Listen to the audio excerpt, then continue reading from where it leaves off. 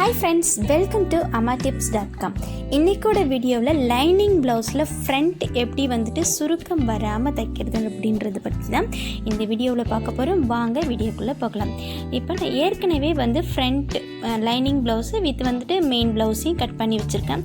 So front piece எப்படி cut பண்ணுறதுன்னு தெரியலனா இந்த வீடியோவில் நான் லிங்க் கொடுக்குறேன், போய் பாருங்கள். சரி வாங்க. இப்போ வந்துட்டு எப்பயுமே லைனிங் ப்ளவுஸில் லைனிங்கை விட மெயின் பீஸ் கொஞ்சம் பெருசாக எடுத்துங்க. அதே மாதிரி ஃப்ரண்ட் சைடை கண்டிப்பாக முன்னாடி கட் பண்ணாதீங்க, ஆனால் லைனிங் மட்டும் கட் பண்ணிக்கிங்க. நெக்கு ஃப்ரண்ட்டில் நெக் மட்டும் கட் பண்ணாமல் இந்த மாதிரி வச்சுட்டு மேலே வச்சுட்டு அட்டாச் பண்ணிக்கிங்க. இது ரொம்ப ஈஸியாகவும் இருக்கும், அதுவும் இல்லாமல் சுருக்கமும் வராமல் இருக்கும்.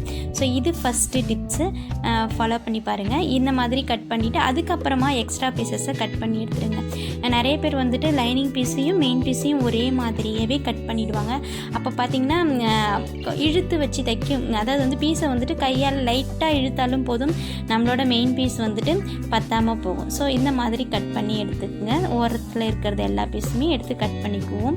ஸோ இன்னொன்று இதில் இது வரைக்கும் யாருமே சொல்லி கொடுத்துருக்க மாட்டாங்க. டாட் பிடிக்கும் போது ஒரு சிலருக்கு பார்த்திங்கன்னா ஃப்ரண்ட்டில் மெயின் பீஸில் டாட் விழவே விழாது. அதாவது வழவழப்பான துணியில் தைக்கும் போது கண்டிப்பாக அந்த மேலே இருக்கிற பீஸில் பிடிக்கும்போது பிடிக்காமல் இருக்கிற மாதிரி இருக்கும். ஸோ லைனிங்கில் மட்டும்தான் பிடிச்சிருக்கிற மாதிரி இருக்கும்.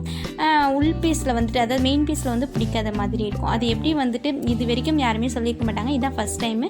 ஸோ இந்த மெத்தடில் ஃபாலோ பண்ணிங்கன்னா கண்டிப்பாக உங்களுக்கும் அந்த மாதிரி ப்ராப்ளம் வராமல் இருக்கும். ஸோ பாருங்கள் எப்படி தைக்கிறது அப்படின்றத. இப்போ நம்மளோட சென்டர் டாட் பிடிக்கிற அளவுக்கு நம்ம மார்க் பண்ணிக்குவோம். சென்டர் டாட் இன்னும் டீட்டெயிலாக விளக்கம் வேணும்னா இதுக்குன்னு மட்டும் தனியாகவே நான் ஒரு வீடியோ மேக் பண்ணி போட்டிருக்கேன். ஸோ அந்த வீடியோவோட லிங்க் தரேன், நீங்கள் அதில் போய் பாருங்கள். ஸோ இப்போயும் அதே மாதிரி மெத்தடில் தான் நான் ஃபாலோ பண்ணி மார்க் பண்ணியிருக்கேன். ஸோ இந்த வீடியோ பார்த்தாலும் உங்களுக்கு புரியும். ஸோ இதை மாதிரி மார்க் பண்ணிக்கோங்க. மார்க் பண்ணதுக்கு அப்புறமா இப்போ நம்ம என்ன பண்ணுவோம், மார்க் பண்ணிவிட்டு அப்படியே தானே பிடிப்போம். ஸோ இந்த மாதிரி இந்த தனித்தனியாக பீஸ் எக்ஸ்ட்ரா லைனிங்கில் மட்டும்தான் வரும், இந்த வழவழப்பான பீஸில் சம்டைம்ஸ் வராது.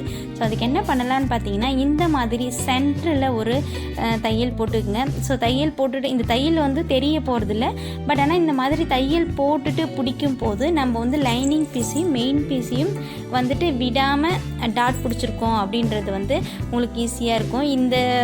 இந்த மெத்தடை நீங்கள் ஃபாலோ பண்ணி பாருங்கள். ஸோ இது வரைக்கும் யாரும் சொல்லி கொடுத்துருக்க மாட்டாங்கன்னு நினைக்கிறேன். ஸோ இது ரொம்ப ஈஸியான மெத்தடு.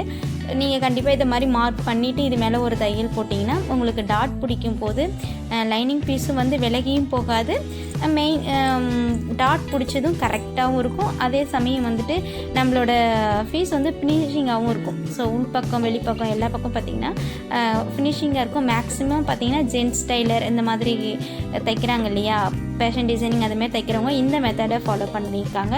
ஸோ இந்த மாதிரி தைச்சி பாருங்கள், உங்களுக்கு பார்க்கவும் அழகாக இருக்கும். ஸோ இந்த வீடியோ பிடிச்சிருந்ததுன்னா மறக்காமல் உங்கள் ஃப்ரெண்ட்ஸ் யாருக்காவது யூஸ்ஃபுல்லாக இருந்ததுன்னா உங்கள் ஃப்ரெண்ட்ஸ் ரிலேட்டிவ்க்கு ஷேர் பண்ணுங்கள். மறக்காமல் ஃபஸ்ட் டைம் பார்க்குறீங்கன்னா சேனல் சப்ஸ்கிரைப் பண்ணிவிடுங்க. கூடவே வர பெல் பட்டனையும் ப்ரெஸ் பண்ணிவிடுங்க. சேனலுக்கு இந்த வீடியோ பிடிச்சுன்னா ஒரு லைக் பண்ணிவிடுங்க. இந்த வீடியோ நீங்கள் லைக் பண்ணுறதை பொறுத்து தான் இந்த வீடியோவை யூடியூப் அடுத்தடுத்த வீடியோவுக்கு நோட்டிஃபிகேஷன் காமிக்கும். தேங்க்யூ.